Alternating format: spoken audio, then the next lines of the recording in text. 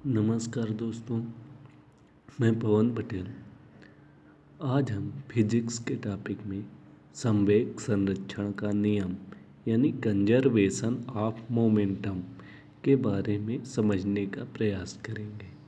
ठीक दोस्तों, संवेग संरक्षण का नियम समझने के पहले आप लोग संवेग वाले टॉपिक का हमारा लेक्चर ज़रूर देख लें, जिससे आपको आसानी से समझ में आएगा। थोड़ा सा रिवीजन इसमें भी कर लेते हैं। दोस्तों, संवेग होता है क्या है ये जानने का प्रयास करते हैं।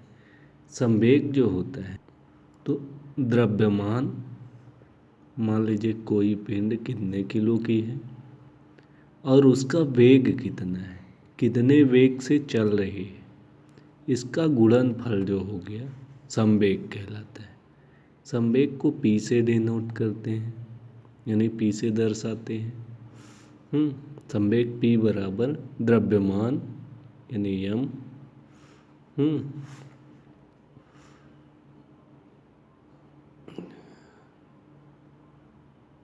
सॉरी दोस्तों, राइटिंग अच्छी नहीं आ रही।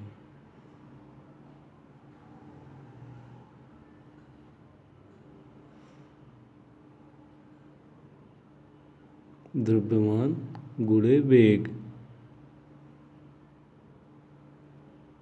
ठीक। द्रव्यमान ये हो गया और वेग ये हो गया। द्रव्यमान और वेग का गुणनफल संवेग कहलाता है, ठीक। इसकी यूनिट जो है न्यूटन इंटू सेकंड, ये हमने देखा था। अब संवेग संरक्षण का नियम क्या है ये समझने का प्रयास करते हैं, ठीक। मान लीजिए कि कोई दो क्या है गोले हैं, क्या है गोले हैं। गोला ए हो गया, ये दूसरा गोला बी हो गया, ठीक। ये दो ठो क्या हो गए गोले हैं और ये दोनों चल रहे हैं। मान लीजिए कि इधर जा रहे हैं, ठीक, चल रहे हैं, ठीक। चलने के बाद ये जो होते हैं ये दोनों टकरा जाते हैं, एक दूसरे से टक्कर हो जाता है, ठीक, भिड़ जाते हैं, ठीक। भिड़ने के बाद जो है तो कोई इधर चला जाएगा, कोई इधर चला जाएगा अपने अपने हिसाब से। क्या हुआ, दो ठो गोले हैं ए और बी, दोनों क्या होते हैं, दोनों की टक्कर हो जाती है, भिड़ जाते हैं। भिड़ने के बाद इधर उधर बिखर जाते हैं, ठीक। तो ये संवेग संरक्षण का नियम क्या कहते हैं कि इन पिंडों के, ठीक, टक्कर के पहले के संवेग का योग और टक्कर के बाद के संवेग का योग बराबर होगा। क्या कहते हैं, टक्कर के पहले का संवेग का योग, टक्कर के बाद के संवेग का योग दोनों बराबर होंगे, ठीक। मान लेते हैं कि ये जो पिंड ए लिए थे, ठीक, ए का द्रव्यमान कितना हो गया, ये यम हो गया, यम 1 मान लेते हैं। ये पिंड 1 है तो यम 1 हो गया, ठीक। अब टक्कर की पहले की बात हो रही है, इस कारण उसका प्रारंभिक वेग जब पढ़ रहे थे हम लोग, वेग पढ़ रहे थे, वेग का समीकरण, गति वगैरह, तो उसमें प्रारंभिक वेग को किससे डिनोट करते थे, किससे दर्शाते थे, यू से। तो u1, क्योंकि ये पहला पिंड है ना। अब दूसरा पिंड आ गया, दूसरा पिंड को लेते हैं तो इसका m2 मान ले लेते हैं। मान लेते हैं कि m2 है इसका द्रव्यमान और वेग कितना है, u2 है, ठीक। फिर ये जो जब जाके दोनों भिड़ गए, फिर उसके बाद जो है, तो ए वाले भिड़ने के बाद यम का जो है, ये जो यम1 है पिंड ए वाला है, तो इसका द्रव्यमान उतना ही रहेगा, यम1 ही रहेगा, और वेग में परिवर्तन आ जाएगा कुछ। ठीक, तो ये क्या हो जाएगा, अंतिम वेग। अंतिम वेग को किससे वो करते हैं, भी से, v1 हो जाएगा। ठीक, ये फर्स्ट मान लीजिए कि ये ए इधर चला गया, तो ये, और फिर सेकंड बी वाला देख लेते हैं। यम तो वही रहेगा, हाँ, यम2 ही, और भी जो है, भी अंतिम वेग आ जाएगा तो v2 हो जाएगा। ये हो गया। ये तो दर्शा दिए अपन लोग। ठीक, अब इसमें संवेग संरक्षण का नियम क्या कहता है, उसके हिसाब से चलते हैं। संवेग संरक्षण का नियम ये कहते हैं, हाँ, कि टक्कर के पहले का संवेग, टक्कर के पहले का ये द्रव्यमान गुणे वेग पहले पिंड का हो गया, ठीक, और प्लस द्रव्यमान am2u2 गुणे वेग ये दूसरे पिंड का, इन दोनों का योग, ठीक, टक्कर के बाद के संवेग यानी m1 v1 plus m2 v2, ये क्या हो गया, टक्कर के बाद का संवेग। टक्कर के पहले का संवेग और टक्कर के बाद का संवेग, ये दोनों क्या रहेंगे, इन दोनों का योग जो है, टोटल ये जो है बराबर रहेगा। यही है संवेग संरक्षण का नियम।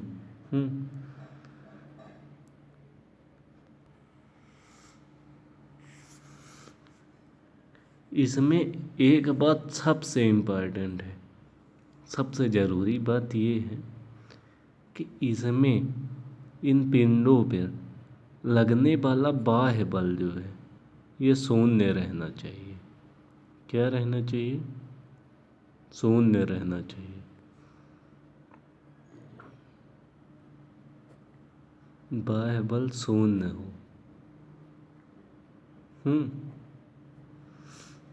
ये तभी संभव है जब बाह्य बल शून्य हो, यानी कोई बाह्य बल ना लगा हो। तब इन पिंडों का प्रारंभिक संवेगों का योग और टक्कर के बाद के संवेग का योग बराबर होगा। यदि बाह्य बल लग रहा है कोई, तब फिर जरूरी नहीं है कि इन संवेगों का प्रारंभिक टक्कर के पहले का और टक्कर के बाद का बराबर हो, ये ज़रूरी नहीं है। लेकिन बाह्य बल शून्य होगा तब फिर इनका प्रारंभिक संवेग का योग और अंतिम संवेग का योग ये दोनों बराबर होंगे।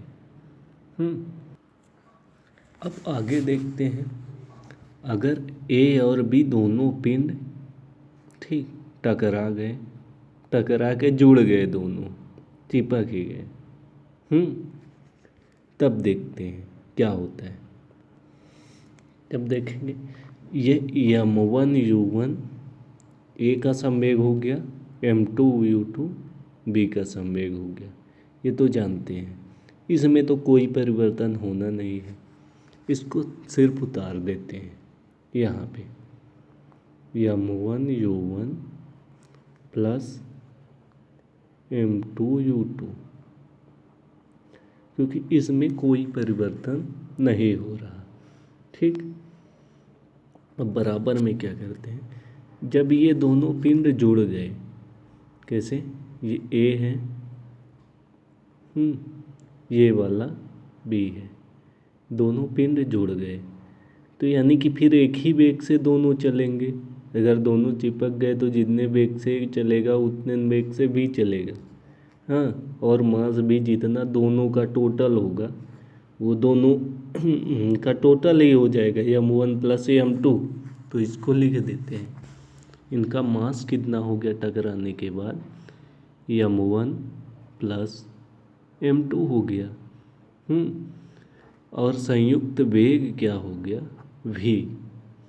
ठीक, v हो गया। तो अब वेग भी बराबर देखते हैं क्या होता है। इसका निकालने के लिए ये तो m1 u1 plus m2 u2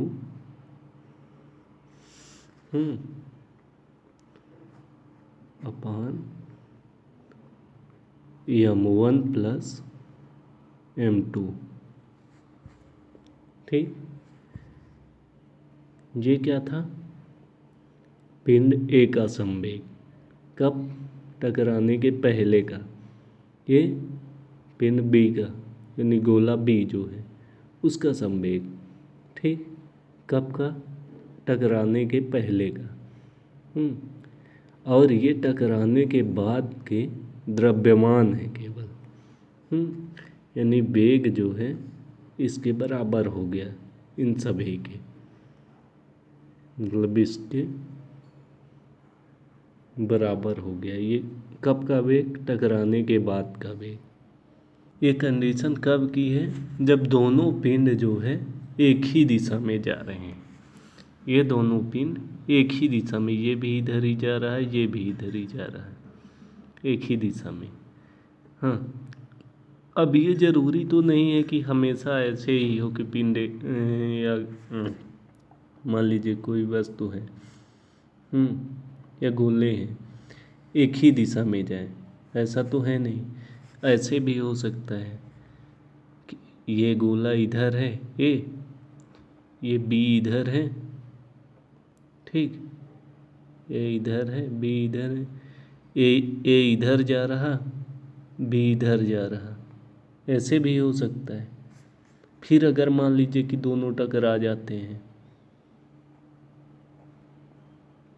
फिर दोनों टकरा जाते हैं, तब क्या होगा। और मान लीजिए टक्कर से चिपक भी जाते हैं एक दूसरे, तो ये सीधी सीधी बात है कि ये पहले संवेग तो यही रहेगा फर्स्ट का, m1 u1 से ही दर्शाएंगे, इसको भी m2 u2 से ही। और ये भी टकराने के बाद इसका मास जो है वैसे ही रहेगा, m1 प्लस m2 ही रहेगा। और ये वेग तो उतना ही रहेगा क्योंकि जितना रहेगा दोनों का रहेगा, क्योंकि चिपक गए हैं। ठीक, जब ये कंडीशन हो गई और जा ये उल्टे रहे हैं, कैसे जा रहे हैं, उल्टे जा रहे हैं। जब उल्टे जा रहे हैं तो ये जुड़ेगा तो है नहीं इन दोनों का संवेग, इसका इसका कैसे होगा, माइनस में होगा। क्या होगा, माइनस में, v का मान निकालने के लिए। ठीक, v का मान निकालने जब माइनस में होगा तो v बराबर m1 u1 minus m1 u1 minus m2 u2 अपान m1 प्लस m2। ठीक, हुआ m1 प्लस m2। इसमें अंतर क्या है दोनों में, देखिए अगर एक ही दिशा में जा रहे हैं तो यहाँ पे सिर्फ प्लस आ रहा, और विपरीत दिशा में जा रहे हैं तो यहाँ पे माइनस आ रहा। बाकी इसमें कोई चेंज नहीं आ रहा, इसमें जो है इस चीज़ में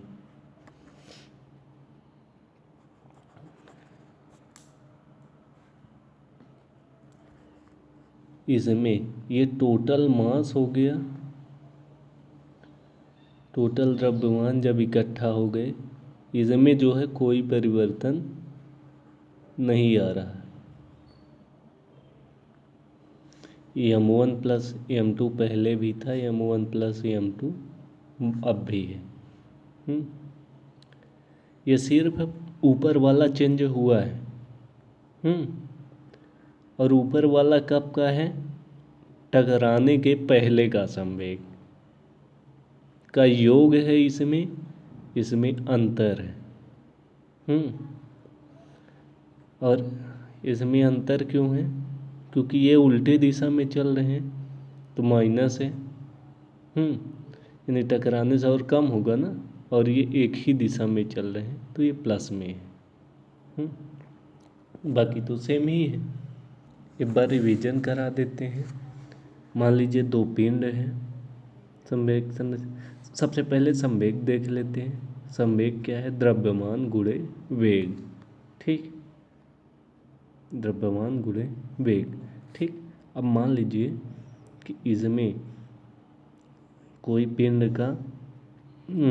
ए है, ठीक, ये वाला बी है, एक ही दिशा में चल रहे हैं, दोनों में टक्कर हो जाती है।